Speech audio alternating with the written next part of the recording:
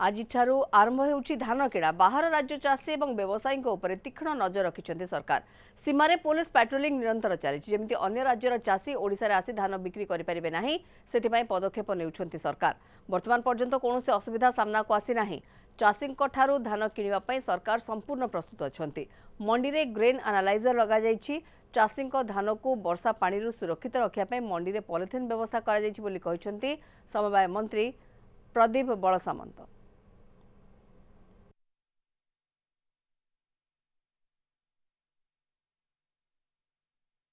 सरकार पूर्ण मात्रा प्रस्तुत अच्छा। आज शुभ दिगला बरगढ़ में पार्टी क्लीनर आपणकर ग्रीन एनालाइजर पॉलिथिन आरंभ कर सब प्रकार व्यवस्था होती। मंडी में चाषी मान अपेक्षा कले खाया व्यवस्था होती। टॉयलेट व्यवस्था होती। बाहर धान केमी आसबनी व्यवस्था कराई। पुलिस की सजाग रखाई। प्रति जिले में आम दलर कर्मी मान सजाग रखाई से बाहर धान केमी जगिबे, चोरा कारबार न हो, कला बजारी न हो, सब प्रकार सरकार व्यवस्था कर।